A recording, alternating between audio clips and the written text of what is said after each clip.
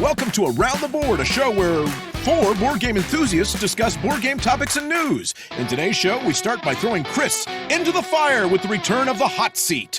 We move on from there to another great game debate, followed by disgusting co-ops. Finally, we'll end the show with the iconic play shelf trade. Here are your hosts, Daniel Connors, John Theismann, or is it Theismann, Chris Thomason, and Andy Barnett. Now, join us around the board. Thank you, Andy. Hello, gentlemen. Hey, was that really supposed to be disgusting, or are we discussing co-ops? I was confused there. He has a Freudian slip. Freudian slip, maybe? Maybe. I think he's kind I don't know of what you're talking about. foreboding there, in my opinion. Maybe. But we'll see. Since I made mention of it anyway, John, quickly, is Yes. it Theismann or is it Theismann? Oh, man, are we going to get into this now? We have to, because I just mentioned it, so Well, sorry. Let me just say that sometimes these decisions that you make that are life-altering decisions, you probably shouldn't make them when you're in 8th grade. And we moved from one town to another when I was in 8th grade, and we grew up as the name Theismann. Good German name, but there was this really good football player who pronounced it Theismann. And actually, he didn't either. He kind of got stuck with it because that's the way people thought it was pronounced. That's a whole other story. So I didn't know that part. yeah. So I told everybody in the new town we moved to, John Theismann, baby. You know what that is. And so once you do that, those same people as an adult, you can't go back, because I wish I could have gone back and said, nah, let's go back to Theismann. This is stupid. I'm the only one in my whole family that pronounces it Theismann. So I totally get it. I really like the X-Men, so I named myself Cyclops in elementary, and now everybody calls me Cyclops. I don't know why it happens, but I hear you. There's a lot of derogatory terms they also call you for that same reason, but Yes. that's another story. It's true. My brother-in-law actually makes fun of me because his last name's Horsley. But he's like, yeah, it's spelled Horsley, but I pronounce it Montana. Like, don't want to. That's awesome. Wonderful. That's fantastic. Well, what have you guys been up to? Can I tell you something I've been up to that's kind of interesting? Sure, why not? I got back from a convention. By the way, I got us some new subscribers by mentioning it. I had a Q&A panel. It was a convention because I'm a voice actor in Transformers War for Cybertron. And Oh, you went through the dead universe? Of course! Why didn't you just say that? How did you? Where I'm from, we know better than to use the dead universe for interstellar travel. Are you some kind of super genius? look what I came back with. I came back with a little Rhinox beanie. Oh, wow. It's so cute. It's so cool. Yeah, I got to do the Rhinox voice, Rhinox maximize for a bunch of people. And people brought up fan art and all kinds of cool stuff. But I talked about board games and I talked about Around the Board. So maybe we'll have some new fans joining us. Yeah, I know you talked to Renegade Games about maybe even doing something role-playing there. There is something possibly in the works. Let's cross our fingers. Yes. Hashtag not Really a sponsor cool. yet. Yes. What about you guys? What's been going on? So I recently got together with a couple of friends for one of my friends' birthday. James, he's actually the guy that I kind of cut my teeth with games on, and so him and all his friends. It's the reason I'm the old man that I am, because we were all a bunch of grognards, all that kind of stuff. So Was he your original dealer? yes, Did he deal you in regards to board games, correct. Yeah. Correct. So anyways, we're over there for his birthday, and we're like, my son comes with me, and he's got two kids that are Joe, my son, is 8, and then he's got a daughter who is I guess 7, and then a boy who's 6, I guess is what it is technically. It doesn't really matter, but a couple kids around the same age as my son. And yeah, exactly. Anyways, so we're there just playing our game, doing our thing, and then all of a sudden, out of nowhere, how sometimes when you're talking and then there's just that break the silence, something's said from someone else in the room nearby that everyone hears clear as day but hasn't heard anything else. All of a sudden we just hear from her, would you like a long-term investment? And she said, Joey, would you like a long-term investment? And we just kind of look at each other and look at James, and I was like, well done, sir. I don't know what you did, but you already got her on the way for sales and everything. This girl's gonna be great. Nice. And so we kind of had a big laugh about it. And he's kind of laughing quite a bit, and the reason is because when he finally stops talking, he's like, so by the way, yes, it sounds funny for that, but the reason that's happening is they're actually playing the digital version on PlayStation of the Game of Life Nice. So that's why she Nice. was like, "Would you like a long-term investment, Joey?" Nice. was She's really quoting life from insurance. the game of Correct. life. Yeah, she was Alright, just very reading the screen to him. It That's was really awesome. funny. Nice. Very good. Well, I might have made a long-term investment. I've been playing that game, Marvel Snap. Have you guys heard of that one? It's like this I see the ads all the time. card. Oh, it's so much fun. You can get. I thought it was iOS. Hashtag not a sponsor. So yeah, Marvel in general, right? I thought it was iOS only, so I kind of just cast it aside. But it came on Steam, so I downloaded it. It's free to play. It's like Magic the Gathering meets Smash Up meets Hearthstone. It is so much fun. I've been enjoying it. You don't have to spend any money on it. It's all about every time you level a card, you get to unlock a new card. Oh my goodness, guys, this game is great. It's wonderful. I highly recommend it. Daniel, Again, I've been playing hashtag some, not a sponsor, because yes. Daniel literally sounded like every ad I've ever seen Yes. for a game right then. Yes. Like, hey, you guys gotta try this game. It's so much fun. That's how they all sound. So just want to make sure everyone knows. I'm trying to take Andy's voiceover jobs away from him is what I'm doing. I like it. Hire me for Hey, your man, next commercial. you do you. Daniel, I've been playing a lot Marvel of fanboy.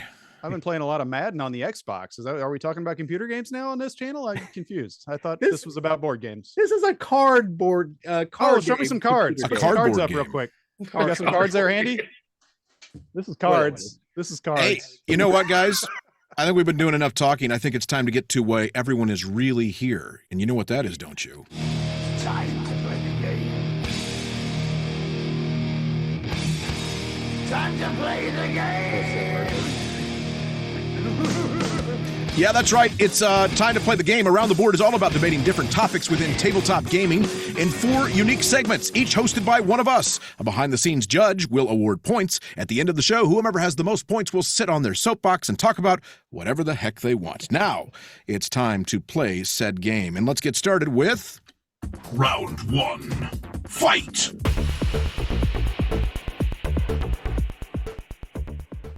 That's right, and we're bringing back a segment by popular demand we just debuted last episode. So hot in here. Hot, hot, hot, hot. Hot, hot, hot, hot, hot, hot. I said it's getting hot in here. So hot. It's hot. Damn hot. Real hot. Feeling hot, hot, hot. So hot right now. Feeling hot, hot, hot. That's hot. That's right. Welcome back to the hot seat, Chris. We're going to pepper you with some questions here as we get to know you better and reveal your strengths and weaknesses to our audience so that they can defeat you in battle. Let's get started with Daniel. We're just going to start firing off questions and see where we go. Daniel, what do you got the for board, Chris? maybe with questions. What's All that? our waters here, if nothing else, to distract and kind of delay. That's So. right. So, Daniel, let's go, buddy. all right. Yeah, sorry. So, Chris, we're going to start this off asking you a question. Okay. What is your favorite game component and why is it cubes? That's fair. That is very fair. Yeah, I don't know. It is probably cubes. As much as I do like the fancy different meeples, and sometimes those can be funny and not look the way they're supposed to for the low quality. Like, real quick, since we're talking about it, Ginkopolis has the new edition of Ginkopolis has a component meeple that's supposed to look like a crane, but in fact it just looks like a giraffe. So there's that. But yeah, no, it's definitely cubes. Because it harkens back to my days of yore and my grognardus neckbirdness of just awful looking terribleness. I love it. Nice. All right, Chris, you mentioned this already a couple of times, but what is a grognard? Well, it's just basically old school gamer guys, typically that played in like the 70s and stuff like that. They've been usually considered grognards by the community. So I think it originally came out of anywhere. Yeah, okay. Go ahead. Specifically out of the like war game community, like the games like Twilight Struggle and stuff like that. Those are kind of new games of that genre, but that genre has been around forever. And I think it's specifically tied to those guys. I may be wrong, but I think it's the case. If I'm wrong, other grognards or other people that know, put it in the comments. Gotcha. Chris, as an old-time gamer, as you self-profess, which one of these iconic phrases have you uttered most recently? Ooh. Woot, leet, or all your base are belong to us? Oh, it's definitely not yeet. I said leet, but yeet would work too. Oh, okay. Because I was like, yeet, that's not old school. Yeah, probably not still leet. it's definitely Woot, probably Woot. I actually use that fairly often. So and I actually even will still type it the correct way of W00T. So yeah, we'll go with that. If you don't, then it's not Woot. That's correct. And, who's your favorite wrestler, Chris? Oh man. I guess I'll go Mick Foley. I mean, that's really tough, right? That's Also one of those known as what's your favorite Mankind, movie right? kind of thing, right? Because there's so many different ones that are good for different reasons, But yeah, I'll go Foley. Did you have a follow-up question I missed? What'd you say? Mankind, right? For us, Yes, correct. Well, all of his different characters, but yeah. See, now I Mankind- would have thought, Mankind was the best of them, but Dude Love was legit too. That was a great one. what was the one that was real famous? The guy from Billy Madison, the Blob, something. You know what I'm talking about? No one knows. No. The guy The principal in Billy Madison was a pro wrestler. Oh, really? killed- It's been a he killed long some- time since I've seen that one. I know. All Odd right, reference. coming I'm up to sorry, work, John. Andy. That's fair. Chris, never seen you without it. How long have you had your beard? Oh, okay. So, I mean, it's been different stages, like this big massiveness that's basically COVID. But I've pretty much always had a chin strap of some sort since I was probably 16. I really Wow. I really have not been clean shaven in an extremely long time. Wow, that sounds like it. Okay. Chris, if you were stranded on a desert island with 3 to 5 players and could only have 3 board games with you, which ones would you bring? Okay, so we're gonna go with since I have to pick a particular one, I'm gonna go, I guess, with 1846, just because it's the only 18XX I know I like more than 1830. We're gonna go with the mythical Twilight Imperium, and because since we're talking about a fantasy situation, anyways, let's play a fantasy game that doesn't exist according to John. That's right. And I'll go with, oh man, what's it called? I can't think of the name of it. It's this Civilization game that came out. It's Mega Civilization or something like that. And then they re-released it recently with an East and West, and it plays up to 16 people and takes 3 days to play. Again, all the games that, since I have infinite time, let's play some really long games. There you go. All right. Well, we all know you love Reiner Knizia, but what's your favorite Reiner Knizia game? I guess based on plays and it's this overall simple, not simpleness, but how well it works and how easy it is to get the table and explain to people and how few people I've ever found that doesn't like it. I'm gonna go with Medici. It's a really fun, simple game, but that's all of his games. They're simple, but tons of depth. And yeah, we'll go with Medici. Chris, once again, another one of these questions where I've known you for a long time, but don't know this answer. I know you're employed, but what field do you work in? Oh man. Okay, so I work for a financial company. They're a broker dealer, and so I'm not an advisor or anything like that. I have pretty much all the licenses if I wanted to do it, but I'm not a salesman. That's not my life. So I just sit and I work at the quote unquote home office, and I basically just run Excel sheets all day. Well, gotcha. Fascinating. Chris, based on that last answer, I've come up with a new question. Are you interested in any long-term investments? I do a little for myself, but that's about it. How do you feel about Games Workshop? Oh man. I mean, I appreciate them. Their story is actually very interesting, how they originated and where they're at now and all the different stuff. But in the modern era, late 90s till now, I mean, definitely a roller coaster. They published one of my favorite games ever, of Blood Bowl.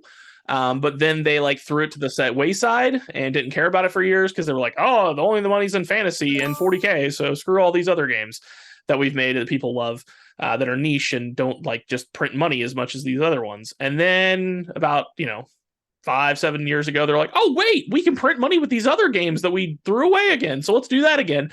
And I think I actually hate them now more than ever. What they have done and tarnished my game of Blood Bowl, I actually despise. So yes, not a fan of Games Workshop anymore. Hashtag not a sponsor. They won't be. Chris, we know that you're frugal by nature, but what is the most you've ever spent on a game? Ooh.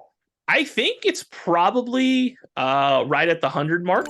I know I've spent 100 on A War of Whispers, and that's what I spend also on my father's work. I don't think I've spent more than that. All right. Yeah. Is it true that you have run a convention in the past? And if so, what's it called and how did the name come about? Okay. So, kind of a convention. Basically, when COVID hit, all the conventions kind of stopped, obviously. And so I decided, hey, I still want to go and hang out with my friends. And so I set up a thing. I was like, hey, let's find a cabin nearby. And I knew of one because I kind of do some slight camping with my family. And there was one a couple hours away. And so I rented it out, and me and 9 other people, 3 of the other 2 of them are on the show. John didn't make it, unfortunately, but yeah, we went up there and just kind of hung out and played board games in the cabin for a few days. And so the cabin was in northern Missouri, and there were no cons currently ongoing. So we decided to name it NoMoCon for northern Missouri, and there's no more cons because COVID happened. So so we only have it once. We haven't had it since then. We've had some That's because there's Mo Cons again. Some differences in vision for it. And so I have not had it since. Maybe I'll pick it up again in 2023. We'll see. One of my favorite t-shirts, one of my favorite con t-shirts. It was a good shirt. It was a good shirt. It was a great shirt. Ben Mora, shout out to you. Good job, man. What's your top 15 game of all time? Number 15? Yeah, number 15. Okay, so I feel personally attacked. You should. So I don't know. I guess we haven't told the people yet, but we're actually going to be coming out with our top 50 games over the course of the next few months and breaking that up of each different person. And I think Daniel is attacking me and trying to passive aggressively be like, why haven't you done your top 50 yet? Because I have no idea what my number 15 is because I have not done that list yet. So again, I feel personally attacked, but I'm going to throw it out there. There's no way. Man, now I feel like I can't decide if I want to spite you or not. Do I want to say the number and then pencil it in as number 15 just to spite you? Or do I want to be legit? You can change your mind later. Yes. Sure. Yeah. I asked John what his number 10 was. So this isn't personal. But that's okay. That's fair. That's fair. If you have a guilty conscience, that's cool too. Somewhere 15. I bet Nexus Ops. Gonna be somewhere in that 15 range. Okay. Oh, yeah, we'll go with that. All right, good. Piggybacking off my last question, what's the best deal you've ever gotten on a game? Best deal on a game. I don't know. Man, I've had some like kind of lot deals that really, really worked out kind of stuff off marketplace, but I really can't think of like the actual like number for any single one. But I know there was recently, I bought a lot, like a whole like bin of like a big plastic bin from this guy, and there was and it was clearly like his kids would play with it, and it was chaos and stuff like that. So like some of the stuff was like useless, but I know I netted like Pandemic, original Pandemic in pretty good condition. Well, actually the newer box, but regardless, in pretty good condition. A couple other things, some like a few different versions of Munchkin that I then turned around and sold those specifically more for the lot than I got overall. Nice. I know that. And then it also had like $100 worth like Magic cards in there. So, wow. Okay. So yeah, like I don't know the actual numbers, but that was definitely my best one, and that was like about a year ago.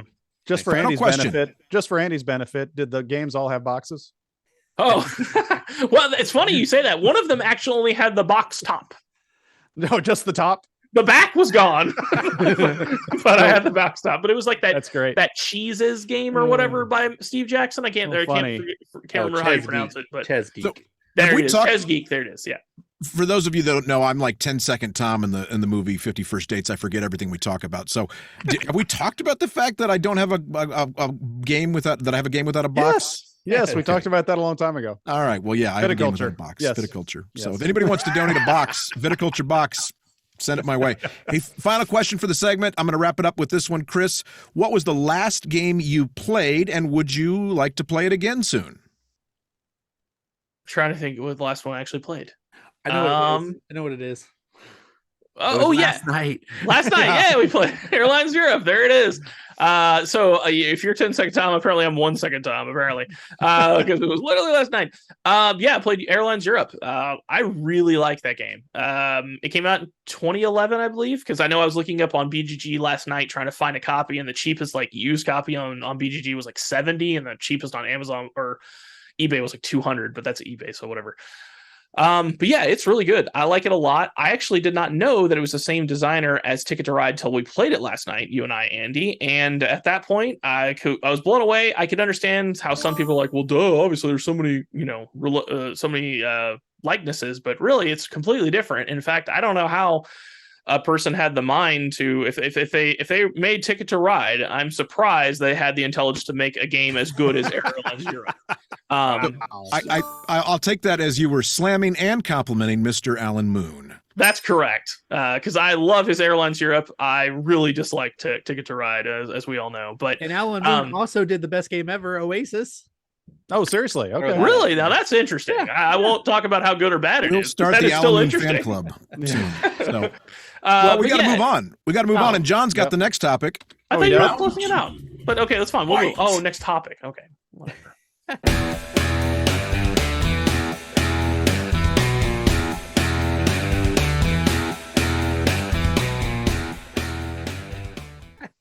All right. Well, this was supposed to be Andy's segment, but he stole my segment in the first round. So we're going to talk about the great game debate, baby. This is something we do every show. We take a great game, or maybe we have a great debate about a so-so game, but something's great in the segment, either the debate or the game. Hopefully both this time. But the game this time is Puerto Rico. In case you haven't heard of it, it plays from 3 to 5 players in about 2 hours, probably less. It's designed by Andreas Seyfarth. And in Puerto Rico, players assume the roles of colonial governors on the island of, you guessed it, Puerto Rico. The aim of the game is to amass victory points, shocker, by shipping goods to Europe and by constructing buildings. And it's a classic.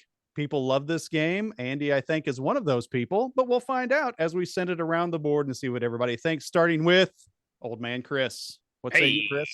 All right. Yeah, so this was like the first big new game when I started, because when we started, it was late 90s, like 99 basically, when my group kind of started. And so Catan had been out for a couple of years, but it really would kind of just hit the US and was really making big waves at that point. So we played Catan for a while, and then a couple of years later, that's when Puerto Rico came out, and that was there was the first big new game. And I remember when the game first came out, I was like, I feel really dumb. Like, the game made me feel really stupid. It felt so unbelievably complex. It was so hard for me to understand the different jobs and how, oh yeah, well, if I take it, like, I would think like, oh, they took that, so I don't get to do it. And then it would get to my turn, I'm like, oh, I do get to do it. Wait, but how? And it's looking back, I don't understand. And it makes me feel even more dumb right now thinking about how dumb I felt at the time. But yeah, I still really like it. That mechanism of choosing the jobs and everyone needs to do it, but you get a bonus, that's still used today. It's even used in a lot of games. Recently, it's been used in Terraform Mars Ares Edition, which I just recently played, and that is fantastic. I no longer need to play the original Terraform Mars ever again. But anyways, back to the game at hand, Puerto Rico. Yeah, and so that was difficult enough, and then trying to understand, like, getting the goods and the values of the different goods. Corn's really good for, like, shipping, but useless for selling and all the different stuff. And yeah, I understand how some people say it shows its age these days, and I guess I can't absolutely deny it, but I will always, at least at this moment, I still feel it's a very good game. Sure, it shows a little age, like it said, but it's a very good game. I like all the different aspects.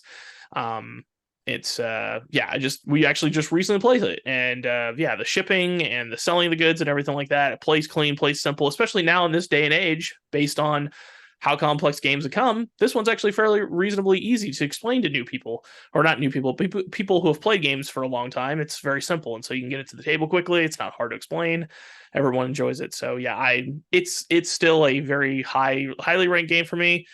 It's got to be in my top 50. I don't know where it's going to be at, but it's got to be in my top 50. And I would still rate it.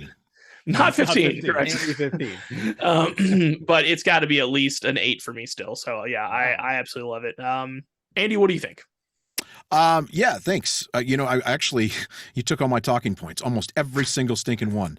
No, I remember, same as you, I came of age playing Settlers of Catan and Carcassonne, and actually one of the earliest games I played was Vegas Showdown. But I love these games, and I still love these games. And then Puerto Rico came into my life, and I remember thinking, holy crap, this is so complex. This is so much. I'll never be able to figure this out. And now I look at it and go, this is really not that complex. It's cool. It's a fun game.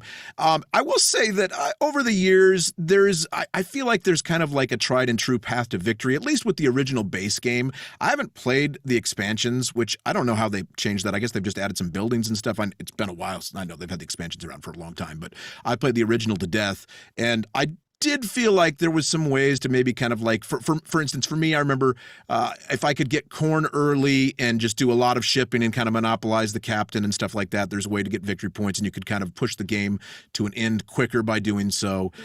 So it felt maybe, I wouldn't say broken, but it didn't feel like there were equal paths to victory, of which there were many. So maybe that's my only complaint over it, but still a great game. And yeah, I love the role selection. I love the mechanics that were original to it that have been implemented in many games since. There is a version of it that combines Puerto Rico and Race for the Galaxy, and I can't remember the name of it for the life of me right now. San Juan. No, it's not San Juan. San Juan's a card game version. This is like Puerto Rico in space. It's all the iconography from Race for the Galaxy. Last Frontiers. Last Frontiers, thank you, which is a lot of fun, actually. I like that one. In fact, that may be actually more fun than Puerto Rico. So I don't know, but good games. The running joke that we always had is, the little tokens that you place were colonists, and I refer to them as this. You'll appreciate this, Daniel, because of all your mispronunciations. I used to refer to them as columnists. So they're writing about it. We pretended they were little newspaper editors or something that we were placing out on the island. So columnists. Nice. I did not have a history with Puerto Rico. The first time I played it was probably 5 years ago, and then I played it 2 years ago, and then I played it about 3 days ago. No, it was about 2 weeks. No, it's 3 weeks ago now. Doesn't matter. The point is, the game is a solid meh. Like, in a world with 58,000 board games, Puerto Rico has to be one of the most blandest games I have played in a very long time. It's as like bland as an Amish guy eating a rice cake. I mean, there's no flavor to this. There's no anything to this. There's no flair. And I understand that maybe, 20 years ago when it was created, there might have been a lot of validity to what it brought to the hobby. And there's some really interesting, the I pick, everyone else follows mechanic is super clever. And there's a lot of games that implemented that and implemented it better. Some of those games are Ark Nova, Roll for the Galaxy, Terraforming Mars, Ares Expedition. Now, Ark Nova didn't do the I pick, everyone follows, but it kind of gives you that same, you have these 5 actions and when are you going to do it and everything like that. But regardless, you got this simple engine building game. You have like 8 buildings to choose from. So like every game probably is going to feel the same. And actually Andy kind of reinforced that after a while, you kind of just get in a groove with one strategy. And I totally see that. I don't feel like there was enough options. I think this is for me, I would play it again. I think I would play it like every year, 1 year, 2 year, and I'd have an okay, good time with it. But I feel like if this was a game I played every week, I would get tired of it pretty well. There is not a lot flair. There's no flair. There's no excitement. And it's just bland. That's all I got. What about you, John? Well, bringing it back home with me, and I think the best way I can wrap up the way I feel about Puerto Rico is with a quote from West Side Story, which Daniel claims he's a big musical lover, but he's never seen West Side Story, believe it or not. But I'll do my best here because it's a singing quote. Puerto Rico, my heart's devotion, may it sink back in the ocean. Daniel, for the most part, I agree with you. And let me also go on. You touched on the components for a second. And Andy, it doesn't matter if you call them columnists or colonists. If I say Advil tablets, people will know what they are because that's literally what they look like. These are the tiniest little round. Most pills I've taken are bigger than these. And these are what you're trying to manipulate on your board. And you're trying to manipulate them on buildings, which are really just, well, let me see. Is this, oh yes, I know it's a warehouse because you know what? In complete typewritten font, it says small warehouse. It's the same size as the large warehouse, but it says small warehouse on it. That's how I know it's a building. Otherwise it's just a cardboard chit. And that's just the beginning. It's an ugly game, and it looks like, I agree. Also, every game's going to pretty much feel the same. It has the cool action selection, which I can understand, especially when it came out, was probably a huge deal. But if you're going to play this game, play something else, because it's been re-implemented better many times. And I also see how it's going to have a nostalgia factor. I love to play Catan still. I understand if people don't like to, because there's a lot better area majority or whatever type of games out there, but it holds a spot in my heart. But I'm sorry, Puerto Rico, I'll play it again because it's a nice little, game to pass the time, what have you. And it really doesn't take that long. But it's not something I'm going to keep coming back to. Definitely not something I'm going to own. Funny thing is, I had said earlier on a show that I'd played it before. I was mistaken, I guess. I'm one of those other ugly games with a city name. I think I might have been thinking of Istanbul. It's the one with the guy like this. Yeah, that's on the cover. Makes Hansa look very attractive. So I think that might have been the one that I actually played, because then we sat down. Okay, let's refresh my memory on Puerto Rico. What is this going on? So now I've actually played it, and I'm none too impressed. So I will say, and by the way, I wanted to boo you, but I decided not to because I'm being nice. Yeah. Well, you got Daniel. Here's the deal. I can get, I'm with you in that it's a little dated maybe, but it has a huge nostalgia factor for me. And honestly, still playing it with people that know it well, it's still entertaining, because if we know it well, we all know that there is a route to go to maybe win the game easier. So we're all battling for that route. So there still is competition there. It's maybe not a game I like playing with people that haven't played it as much as I have, though. And that's what I was about to jump in with, how like we kind of talked about how, if you get corn early, then stuff like that. It's a game that's, I mean, again, nostalgia and the way I played, we played it a million times is also the reason that I'm a person that I want to play the same game over and over and over. I don't want to play just game once, because that's how I started, because we didn't have that many games to play. But with that said, specifically, like, that game is one of those games where, okay, I see John starting to go this direction, so I'm going to go this other way. Like, there's 4 or 5 different strategies, and when you see someone doing one, you just got to pick another one and go. So that doesn't play well, like Andy's saying, with people who haven't played before and don't know the game. Yes, that can make it kind of uninteresting, but if everyone knows the game and plays it, it's actually very interesting on this chess match early on of, oh, you're doing that, well then I'm going to do this, and then and so forth. Well, and it's another game that, as you know it well, you can play defensively a little bit, and right. And one of my favorite things to do at the table that you can do that Daniel despises, and that is actually, like, negotiate and kind of talk a little bit. Like, we can talk about the fact that, look at this, he's got all this corn, he's going to be shipping soon, we got to stop him. Well, no, that's fine. You're the one that usually has an issue with that. What are you talking about? I just don't want negotiation. I don't want to say, oh, Andy, you do shipping and I'll do this, and you're like, okay, and then you do something else. Like, that's the type of game that I don't want to play. If we're going to talk about something, you better stick to it, unless it's that kind of game where you're backstabbing and stuff. Every game's a backstabbing game. Yeah, but well, I wanted to hint on what Chris said about this game being interesting the more you play it, because I think that reinforces my idea of that this is a game it's an old game and it belongs in the past. No one's gonna pick up Puerto Rico for the first time and go, you know what, this is a really cool game, let me play it 10 times so I can fully understand and appreciate all the nuance of this game. Mm-hmm. You're gonna play this game once and you're gonna be like, what was that about? Like, really? This is the game? It's like if you go ahead and watch Citizen Kane today, you're gonna be like, all right, I guess that was good for its time, but is it really exactly. So this game is not aged well. It is rested. So no one's gonna do that, Daniel, because that's the day and age we live in. Correct. Where you play the game one time. You don't has play one it over chance and to over. It make an doesn't matter. impression. There's no game they're going to pick up and be like, oh, I'm going to play this over and over, because that's where the community is. Nah, they'll play Not it over true. and over again, but it has to be impressive and it has to hit Yes. hard. And It has is to hit impressive. on- It's and it still has to impressive. hit. If you don't know anything about gaming, it's very impressive. Well, Andy, you said your favorite part about the game. My favorite part of the game was scooping it all back up and putting it back in the box. But you let us know what you think about Puerto Rico and what your favorite part of the game is by commenting down below. And if you like what we're saying, or even if you don't like what we're saying, but you're at least a little bit entertained, please smash the like and subscribe buttons. That's right. So, We're going to take a Yes, little break time to here move on. and announce a winner, right?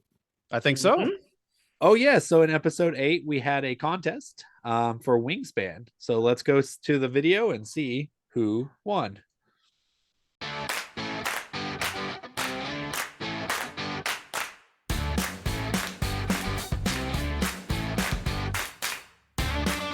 Welcome back to Around the Board. It's time to give away a copy of Wingspan. I know everyone has been highly anticipating this. So we're gonna pick 4 people from the randomizer here. Our producer Randy is gonna pop it up over there on the board, and we are going to pick 4 names to increase the anticipation. And then once we have the 4 names, we're gonna pick the winner out of those 4. And you're gonna let That us sounds know fun. what your address is. We'll reach out to you. We'll talk about all that, and that game will fly straight to your house. Fly straight to your house. Yes. Brought how all good board games are brought by the stork. That's right. This one appropriately enough. Yes. Oh, Pun was hey, intended. You're I didn't welcome. even Please mean to come do with that. us, Stork. I didn't even mean to do that. So, okay, so this has not been pre-done. This is happening right now. Doing it. Yes. Yep. In real time. We're going to do it right now. We're going to do it live. We'll do it Do it live. live. Okay. Do it live. I'll write it and we'll do it live. All right. There you Well, go. that's how we're doing it. Let's get the drum roll for our first of 4 contestants to make it to the final 4. The final 4. Ooh, I hope it's me. I hope it's me. That was Congratulations, Tommy Boy 44. Hey, all right. Like Wingy. I didn't know Adam Sandler watched the show. That's great. Robin Carol Dolce. Uh-oh. Oh, Oh, He man. won, he won our last We have a contest. double winner. indeed. Holly Carney. All right. Okay. We're down to And the our pinky. final of the final 4, Of the final 4. Michael Wilson. All right. All right. All right. Now, Randy, do you remember those names? No, I think he forgot them all already. Let's redo it. If anybody's watching and music. doesn't know what's going on, in episode 8, Yes. we had a contest for Wingspan. We did a segment that we introduced called Review and Release. So expect a few more of these down the line. The producer go. giving me the okay symbol. So let's go. And we got a winner. Robin Carroll. Robin! Oh, Robin! Congratulations, Robin. You are just the winningest guy I know. Yes. Unbelievably lucky. Unbelievable. You are the around the board winner. Yes. Back-to-back champion.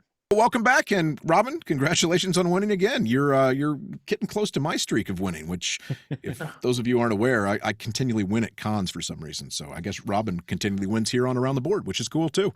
We're going to now get some of our listener comments from one of our correspondents in the field. That would be Mr. Hansa. Hansa, are you there? I am. Thank you, Andy.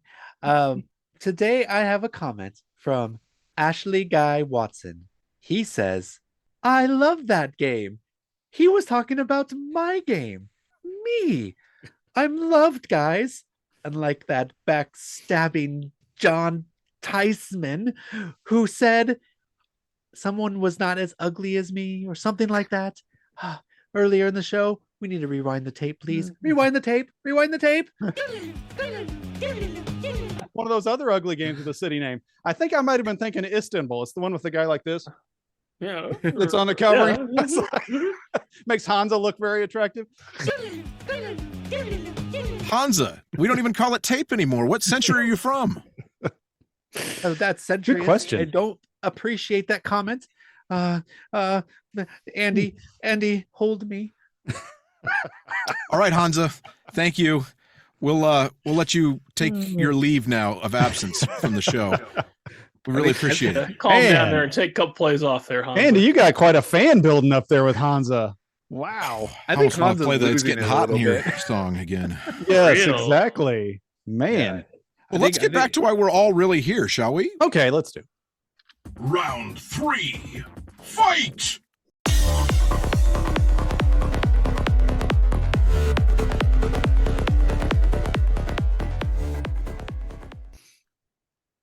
All right. So here at round 3, we are going to talk about co-ops. And we're going to talk about it in the broad sense. Do you like them? Do you not like them?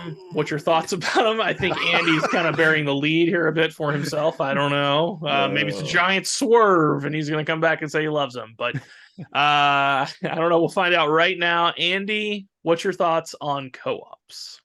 Co-ops. So long before I ever played board games, I was a computer gamer. And I remember in college playing StarCraft. And I loved playing StarCraft. But occasionally some of my friends wanted to play a cooperative mode. In that cooperative mode, anyone could control anything on the screen. And do you know what I did during those games when we play those? They were very rare. Do you know what I would do? I would screw with everyone. Oh. That's right. I would send things in to die. I would move the base around. I would try and end the game as quickly as possible so we could actually get back to playing something competitive where we were playing against each other and trying to rip each other's throats out. I hate cooperative games. I hate them with a passion. I would like to say it's a mental illness or something, and it may very well be, but I don't, how do I put it? A true You're not a cooperative- team player. I'm not a that's the team answer. player. I'm absolutely not a team player. And a true cooperative, you're sitting around with other people and you're trying to beat a game, right?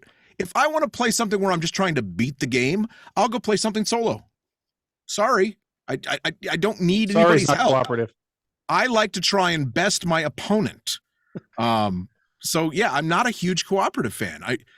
I will say there are a couple that I've had some enjoyment with experience-wise. Probably the one that I can bear the most and I actually own is the Grizzled. I like the Grizzled just because it's so ridiculously hard.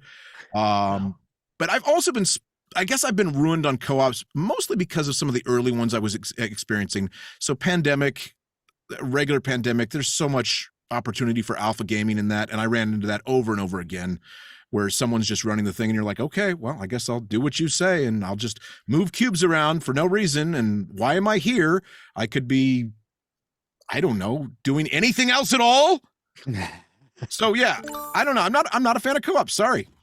How about you, Daniel? Well, you don't have to apologize for being wrong, Andy.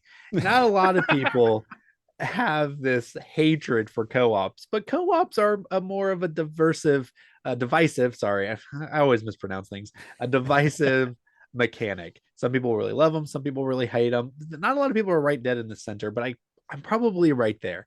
Ironically, some of my favorite games are co-ops, but they're not the games I gravitate towards. I actually try to avoid those games. They don't ever resonate. They don't pop off the board off me. When someone says, hey, you want to play this new co-op? I'm like, not really. And I don't know why, because when I play them, I really enjoy them. I love the puzzle that they offer. I feel like every co-op game is just a different type of jigsaw puzzle. When you're doing a jigsaw puzzle, you're with your whole family, you're quietly contemplating things, you're trading things out, you're passing pieces to each other. It's this fun experience, this enjoyable, just get together and enjoy this shared experience.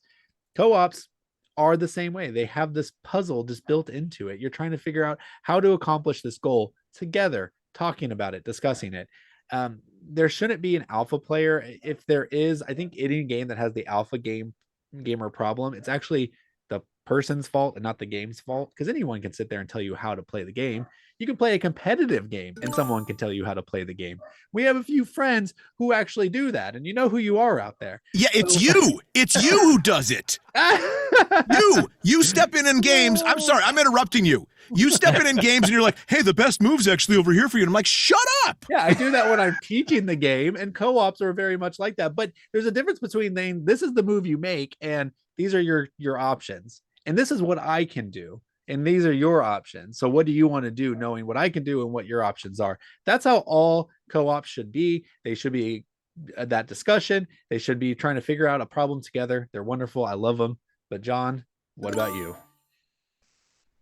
Well, Daniel, I think before we talk about co-ops, we have to ask ourselves, what is a co-op? Let me clarify this. Co-op is short for cooperative. This goes without even being said. Let me clarify this. I'm sorry, I was channeling my inner Don Knotts from Ghost of Mr. Chicken. But yes, co-ops. We were born in wrong on in the 20th century, John. You're wrong on so many different levels, Daniel. Alpha gaming is not a player issue. It is a game issue, because if two of the people have never played it before, they don't know what they're doing in a co-op. The person that's played by default has to alpha game and tell them what to do. In most co-ops, I am not quite as anti-co-op as Dandy. I don't know if anybody is, but I am on the anti-co-op side. But the Grizzled, yes, that's one of the exceptions. What's the other one? The Crew is one of the exceptions. There are exceptions to the rule, usually because you don't know what other people are doing. You can't really tell other people what to do. You know what the goal is, but you can't tell them how to get there. And I actually own, I think, only one co-op game, and I've only played it solo, and it's called Black Orchestra, if you've heard of it. It's a World War II game where you play as real people throughout history, or throughout, on the German side, mostly on the World War II, that are trying to assassinate Hitler and bring an end to the war. And the reason I think this one would work if I ever get multiple players at the table is you have a vested interest in not having your character get arrested and interrogated. So if someone's trying to alpha game and say, why don't you go to Berlin and do, X, Y, and Z? Like, are you crazy? Hitler's in Berlin. I am already on the suspicion list. I'm going to get arrested. And then you're basically out of the game until somebody breaks you out. And while you're out of the game, you can't communicate. You have to make decisions that actively hurt your team on your own. So a game that's done like that, I think I can get into a co-op. But those are few and far between. For the most part, co-ops, that's when I look at a new game and I'm saying, oh, that looks really good. I think co-op, nope, sorry, I'm out. Moving on. That's what I got. How about you, old man Chris? Okay, so first of all, I'm going to say I like co-ops. Okay, I do want to draw attention to a couple of the problems that there can be. Yes, the alpha gaming problem can happen if you don't have it takes the right people. It does take people who want to be teammates, that want to work in a team. I love doing teamwork. I honestly don't like doing things myself. I absolutely don't. I have infinitely more gratification if I get together with other people and work together towards the goal. It means way more to me. I guess size wise, sure, it makes sense that I would play O-line, but that is my mentality, playing O-line and letting the wide receiver and the running back get all the glory, even though I made the blocks. That's how I am. I play base also. No love for the base player ever, but you're doing your job and it's important. So that's just kind of my mindset. So I love the cooperative aspect. When the magic is happening in a co-op, it actually is the best thing that I've experienced in gaming, in board game tabletop, largely because it's Pandemic Legacy, which we'll get to in a minute. But I will not deny the fact that co-ops can say, with good reason, on the player count, 1 to whatever. Because if it's a real co-op, you technically could play the game all by yourself. You don't need other people for co-ops. Pandemic Legacy, most any true co-op now, Shadows of Camelot, you have the trader possibly, so then you can't really play by yourself. But OG Pandemic, Horrified, most of these big name co-op games, you can play solo, which is why I actually thought recently it was funny. I don't know what game it was. I saw on the box for a co-op, it was with single player rules. I'm like, well, all of them are. Well, but whatever. There are some that you literally can't play solo. I don't know. I haven't seen one, but anyways, I'd love to see it. So they do have some problems, and yes, they have the alpha gamer problem. Okay, well, we'll play that sometime, John, whatever that was. I'll play it by myself, but there you go. Try. Exactly. There is some problems, but again, it just takes the right people. I play Pandemic Legacy. We played all through season 1 last year. Unbelievable, so good. We just started season 2 a couple of weeks ago, and I play with my wife and another couple. And every turn, it's our turn.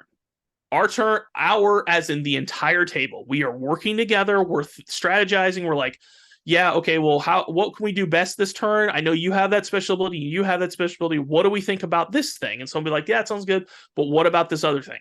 And we work together. We strategize. We decide, yep, I think this is the right move for the betterment of winning the game. We're going to go with this direction. And we do it. Exactly. Boring. For a person why don't you sit around a campfire and hold hands and sing Kumbaya too, buddy? That sounds good, yeah, because I know how to play with a team. I'm not in a job where I'm all by myself in a room singing words. Listen. The only way a co-op works is if it's not really a co-op. And so there's games like, for instance, where there's a betrayal aspect, where there's somebody that's a traitor. Those kind of games work for me. So like Battle Star Galactica, yeah, that works. Shadows over Camelot, absolutely, it's got a betrayer. Those things will work for me. The other thing is I could. But those are not co-op. But I don't. So I guess what I'm getting at is I don't mind some cooperative aspects, which you are just assuming that I don't want to work cooperatively at all. I'm just saying I just don't want a pure co-op. I don't mind working with someone as long as we're actually attacking someone else. Chris, I don't want to just beat a game. I don't want to do a crossword puzzle. Chris, one thing real quick. If it's always your turn, it's never really your turn. And that's what the deal is with co-ops.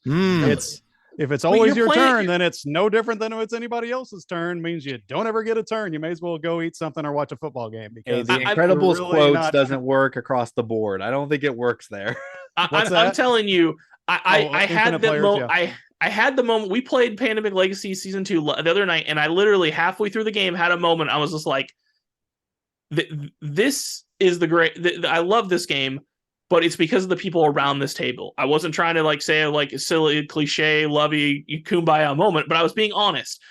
This game is the top of the heap because the 4 people around that table knew how to play it right. It takes the right kind of people. It is not for everyone. But if you have the right people, co-ops are the best thing there is in my opinion. He's not talking about Reiner Knizia. Where's that music coming from? That's right. I bet his biggest fantasy is to play a co-op with Reiner Knizia. I don't know if that would go very well. Come on over, good doctor. I feel like he would play for about 5 minutes, and then 5 minutes in, he would start thinking about another game to make because he's made so many. He's got to be on the clock at all times. Yeah. By the way, go ahead, Dan. I don't think Reiner Knizia has ever played another game. He's actually said that before. He doesn't play. Oh, that's true. Games. And 2, Andy, you said that there's a problem with alpha gaming and co-ops. I think the real problem is you probably forgot the rules and forgot it was your turn, and they're telling you what to do because you're like, wait, what? What do I do? So all that said, I do remember there is another co-op that I actually enjoy, but it's only because it's a party game and it's light, and that is Just One. Oh yes, that's very good as well. It's a party game though, yeah. Many party games are co-op type games. I'm at the point where if I play a party game, I just want to play Time's Up. Captain Sonar. I like Captain Sonar. I agree. Captain Sonar can be all right, but yeah, basically Captain Sonar, you're cooperatively working against other cooperatives. So well, team games are, I think, different because you're still competing. It's kind of like playing basketball or anything else. Yeah, exactly. Well, hey guys, I think that's it for this topic. Let us know what you think of what did we talk about? Co-ops, cooperative games. How do you feel about them? Which extreme are you on? Are you on an extreme? Prove my theory wrong and tell me you're in the middle. All right. Next, it's what we're gonna do. Here we go. Round 4, fight!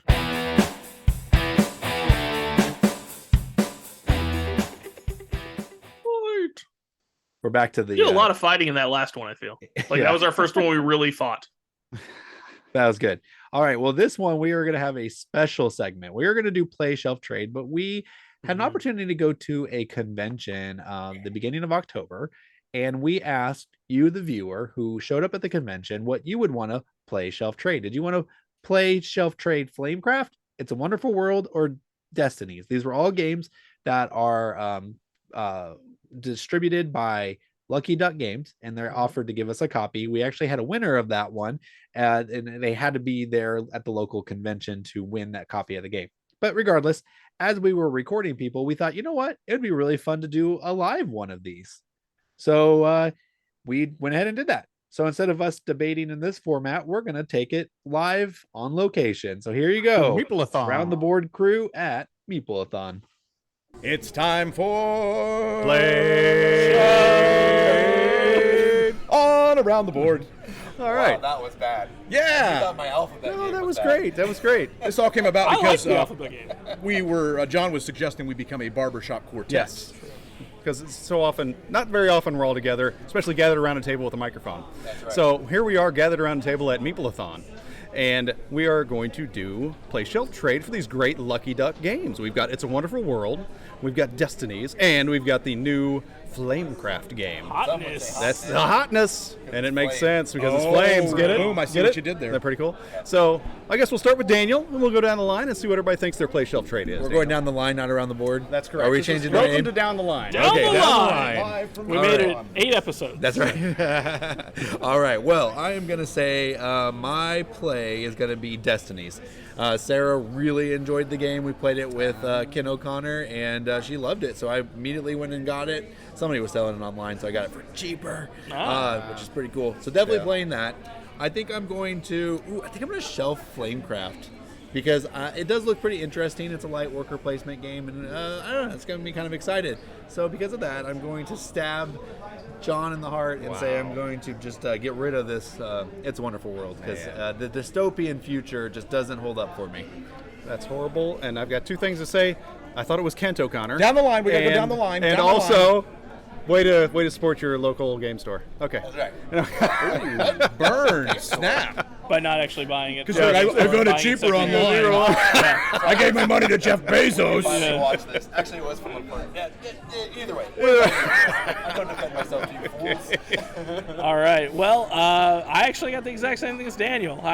Destinies. I didn't actually know too much about the game until this weekend, so we got here and I read about it, and I like what it's about. It's interesting the fact that one of these games is actually competitive. Usually they're always cooperative, so the fact that it's competitive, very interesting to me. Flamecraft. All right, this is total off-brand for me, but I got to be honest. The art on the box, it got me. It looks. Wow. I like it. It looks good. It's very enticing. I know the synopsis largely just kind of feels like your standard kind of worker placement. It has a very kind of family feel to it and look, but a little more than your typical like in-depth than your family-friendly game. So, very interested. Also 1 to 5 in case you're a solo player. Is that the age? Yep. Player count 1 to 5. Oh, I gotcha. Yes. And then while Daniel is stabbing John in the heart, I will go ahead and pick his pocket. And going to go ahead and trade that trash game that I won't even speak of. Wow. John. The one that we don't speak of, apparently, is what it's called now. All right. I do want to say I actually do like it, but still, Chris I think does hate it. Chris is sincere in his hatred for the game. All right. Well, it's not going to be. had a brain. There you go. It's not going to be a surprise to anyone that It's a Wonderful World is my pick to play because I've got an expansion for it that I haven't played yet, so it's got to be my play. The other two, Destinies, sounds very intriguing because those type of games always appeal to me, but they're always co-ops, like Chris was saying, and that does not appeal to me. So a story-driven, competitive game, I got to give it a try. That's for sure. And then Flamecraft, other than being worker placement, there's nothing about it that appeals to me, to be honest with you. It's cute looking. I can't. like cute Well, I like my wife, but other than, I can't be impressed by this flashy presentation like Chris can be. I want a real game. So I think I'm going to have to go ahead and trade Flamecraft. So that's what I got. Andy, what about you? Well, hey, bring that microphone over here. So for me, this is going to surprise you a little bit. My shelf game is going to be It's a Wonderful World. And the reason that's going to be the case is because I'm making a new vow. I'm trying to only buy and keep games that I've played that are acceptable. Okay. I haven't played these other two games, and so I don't want to put it on my shelf yet because I don't know. Gotcha. But the one I do want to play between Destinies and Flamecraft should be no surprise. I'm going to play Flamecraft. Wow. Because That is a surprise. Destiny sounds interesting. Because Destinies is not a co-op. That makes it a little more interesting to me, but story-driven. Give me worker placement. What if it was Lord of the Rings, competitive, story-driven? There we go. For Rohan! No, maybe. But I like worker placement. I like it. I'm going to go with that. You sound a little different today, Andy. Why's your voice gone? I might have a sore throat because I went to the University of Kansas football game today. That's right. They're 5-0 for the first time since 2009. Wow. There you go. Very good. Football players. There you go. That was for you. Yes. That's sports ball. Sports ball. Andy, don't you have a story about sports ball? I did. So I'll try and make this brief, but yeah, we were at Gen Con several years ago. And, I like to consider myself a pretty well-rounded person. Yes, I like gaming and I like things that are in the nerd culture, but I'm also a big sports fan, and I grew up being a sports guy. But it seems like, we ran across somebody, we were playing a game. What game was it? King of Tokyo. It was Crosstalk. No. Crosstalk from Navu. Is that how you say it? Navu Games? The guys who did Stockpile and anyway, Crosstalk. You're the one that's played Crosstalk. What's that? You're the one that's played Crosstalk. I have. It's a great game. Not many people have. Anyway, Crosstalk. And so in that game, you're working as a team cooperatively, but against another team. And you're trying to get them to guess a word or phrase or something. So I used an analogy that had something to do with sports. And this guy that was on our team was, why are you talking about sports ball? I was just like, are you freaking kidding me? How can you be any more stereotypical nerd? Yeah. But so that's the first time I'd heard it. It's kind of colloquialism that's been around, though. So that's awesome. Funny stuff. Just to kind of talk about the Play Shelf Trade a little bit more. I don't know if any of you have had the chance to play any of these since the Play Shelf Trade was filmed, because I actually had a chance to play my Flamecraft. Oh yeah. Cool. And just to kind of appeal for more points here, I'll talk about it a little bit, but I don't think that's how it works, but okay. No, okay. Well, you never know, but yeah, somebody had their Kickstarter fulfilled. And so I got to play it, and it's so funny because after we'd filmed it, I looked into it a little bit and I was like, maybe it was my trade on the game. I was like, maybe that should have been my play. That looks pretty interesting.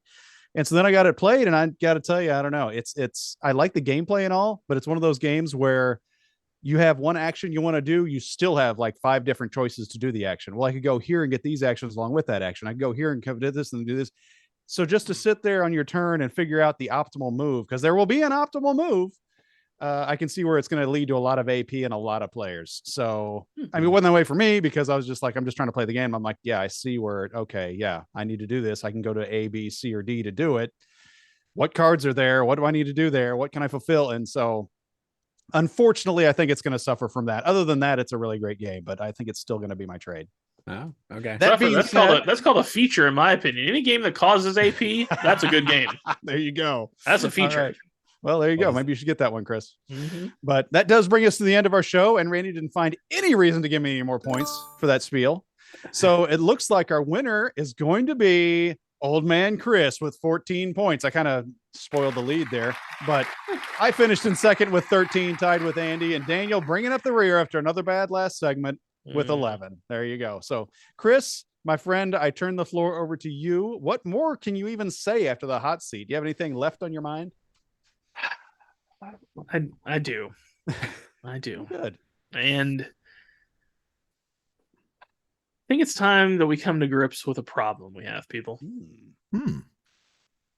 We all have that game that we love the idea of.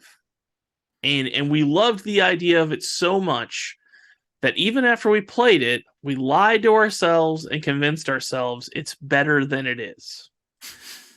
For ourselves, at least. Maybe not the game itself, but we've lied to ourselves that we liked it. And I know, it's a tough and unfortunate situation, but I was looking at my game shelf earlier and I saw the game, and every time I look at this game, I have the same reaction. Now, have I sold it? No, I've not traded it, sold it for the exact reason. Obviously, it's on my shelf, but it's because I just hope every single time I look at it, I hope I'm going to be like, oh, let's play that. And then when I do play it, it's going to change my mind. But the sad truth is I probably just need to let it go, because it's never going to actually fulfill it. Now, this game in particular is for me as Merchants Marauders, but I feel it could be for anyone. But, like that game, I love the idea of being a pirate and all the different things you can be a pirate. But that game gets bogged down in, like, I don't know, just like the weird mini game of the attacks and stuff, and it just never actually hits the mark. And I don't know, but we all have that, and I think we all just need to collectively come together, realize the situation, and be real with ourselves, and trade those games away, and hopefully, I'll give you away my game, and the game that you don't like, I can have, and we'll all work. But we do need to come to terms with this, people. It's a plague in our community, and I hope we can fix it. You know, the best way to fix one Well of those said. is to just play through your whole collection in the year. That's Then true. you'll know for sure. There you go. For me, Chris, it's True. Chris, it's that not so Merchants much and that I Marauders- think. Oh, go ahead, John. I'm Fine. sorry. That Merchants By and all Marauders means, please continue. Looks like an amazing game. It really does. So I can see what you're saying there. Just the game box alone, I'm like, this game Right. The can't component- be bad. In truth, like, I don't really care much about components and that kind of stuff, but Mhm. it's deluxe, and it was yeah. deluxe before components were a big deal. Like, It speaks to it's- me. Yep. It's so good. But Sometimes- what'd you say, Andy? Sometimes for me, it's the components of the artwork, but a lot of times I hang on to games because everybody else thinks they're great, and I go, okay, well, I guess I can't get rid of it because everybody thinks it's awesome, and even though I'm just like, I don't really like this, Yeah. and so it sits on my shelf, almost kind of like like I want to look cool. Like when people come over, like, oh, you've got that You've game. got Everybody Twilight loves that Imperium. game. Like, yeah. That game's great. Which we all know is just empty when you open the box, but no one's actually opened the Exactly. box, so they don't know that. So who knows? No, What's in that's the box? viticulture. That's empty. Well, let's wrap up with birthdays. All right. Well, first, the game we have is I have Redlands. That's right. Redlands is 1 year old today. Came out in 2021. It's a wee little baby. It's a 2-player card game from Roxley Games. Beautiful production. And the cards, like, you can almost fold them in half and they don't crease. This is a great game. Well produced. Beautiful art. And it comes with 2 play mats and it fits in the box. Great That's game. cool. 1 year old. Happy birthday, Radlands. Cool. I've got Wits and Wagers, which was born in 2005, the same year as my son. It's 17 years old. Oh. And I don't know if any of you ever played Wits and Wagers, but now that's a fun party game. And it's also like a party trivia game because if you really know the answer, you're going to clean up. But usually it's really odd things to know the year of. You're always picking like a year or a number or something like that. And but if you know it, oh man, like one of them was, I think, when did Billie Jean come out by Michael Jackson? I'm like, boom, 1983, gotcha, buddy.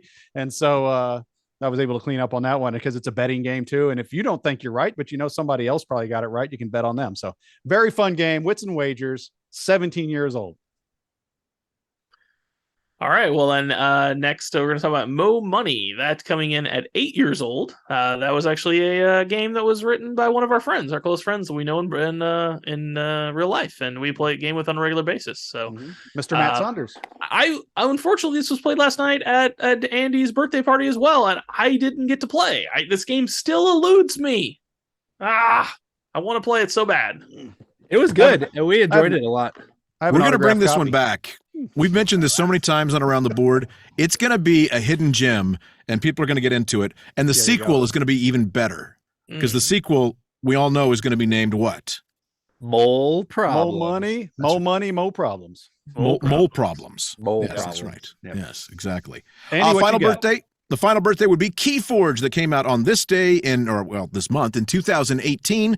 And the best thing about Keyforge is the weird names that you get on the decks because they're all randomized. It's a game that, I didn't really actually enjoy that much, but I know some people are really into it. It's by Richard Garfield, I believe, right? The guy that did Magic. And it's each deck that came out was completely unique. And because of that, it had its own like weird, unique name on the deck. Which made for some interesting things. I think there were some I think some they had to. I think there's some they had to recall, didn't they? I believe there were some mature titles, yes, that they had to recall. So my favorite one that I just opened recently was, I forgot what his name is, but the title was The Cat Burglar of Horses. Okay. Cat burglar. Interesting. That's like, yes. You know what? If you want to send us your favorite Keyforge deck names, you can do so by mailing us at mail@aroundtheboard.net or commenting on our social media. And we just want to finish by, Chris, you had a quick announcement you wanted to make. I know we're out of order here, but what's going on? You got some stuff? Yeah, so it's not official yet, but very soon we are going to have merch up and going. And so we're going to have t-shirts and all the different stuff. But seemingly the printing company we're working with, they will almost put your image on anything, your logo. So if there's a particular type of item that you would love to have with our logo on it, put it in the comments below. We're going to do logos, but is there any good like sayings like yesterday Judas or anything like that? Sure. Yeah. I mean, we could do stuff like that as well. Yeah, exactly. Maybe we'll put that on there. And I know one thing that I definitely am working on with the shirts is I like the idea of kind of the rivalry of those different tastemakers here on the show. And so I know with the shirts, we're definitely going to have like white, gray, and black with the logo on. But then we're also going to have the option of like an orange shirt for me and a red shirt for John, a green shirt for Andy, and a blue shirt for Daniel. So if you want to represent, hashtag Chris or hashtag Daniel or whatever, you can buy that particular shirt. So Is that I know we're definitely doing that. So with like that Twilight thing where your team somebody exactly. or whatever. And we're all going to sparkle. It's going to be great. Fantastic. Well, thank you to all our wonderful viewers out there. Remember to tap those like and subscribe buttons. Also, be sure to join our Facebook group Around the Board. Send us an email to mail@aroundtheboard.net or reach out to us on our plethora of social medias, Twitter, Instagram, TikTok, and more. Until next time, we will see you around the board. Yeah. Oh gosh, I was trying to throw my cards like I was doing. I knocked my mic over. That was bad.